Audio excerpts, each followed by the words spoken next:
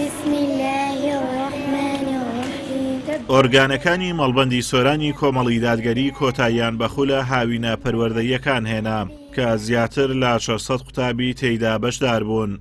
کارژێڕی بانگەواز و پەروەردەی مەڵبەندی سۆرانی کۆمەڵی دادگەری دەڵێت کاری لە پێشینەمان پەروەردەکردنی نەوەیەکی سەرڕاست و سوودبەخش و ئامانزدارە کە لەسەر ڕێبازی ئاینی پیرۆزی ئیسلام پەروەردەکرابێت.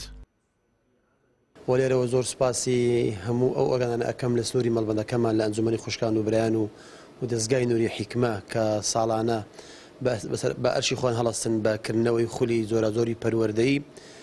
دیارە بۆ ئەم ساڵش لە سنووری مەڵبەندی ئێمە زیاتر لە 600 تەڵەبە بەشداری کردیە لە خولەکانی سنووری مەڵبەند بۆ پەروەردە و پێگەیاندنی ئەم ڕۆڵانە.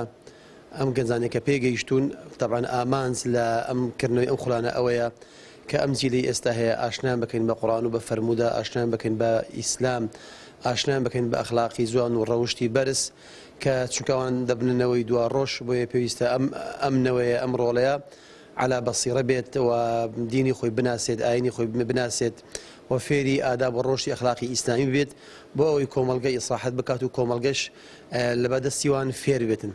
ئەمە سەروەریەکە بۆ ئێمە جێی شانازیە فەخری پێوە ئەکەین کە بووینە جێمتمانی ئەو خەڵکی ئەو دەڤەرە کە ڕۆڵەکانی خۆیان بێمە ئەسپێرن و ساڵانە خولیان بۆکەنەوە کە فێرشتی جوان ئەبن.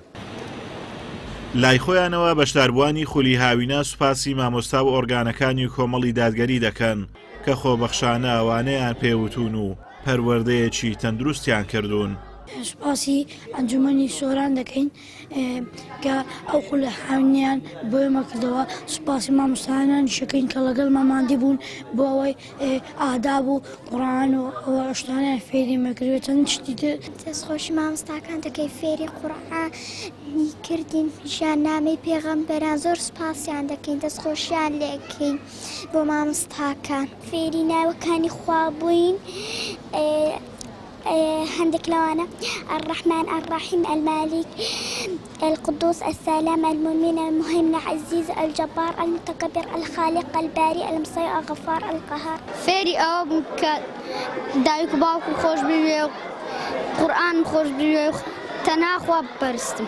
فيري زور شو بما قرآن مخندي توا يعني أمن زور بزور قرآن كان نازان فيريان كرديما.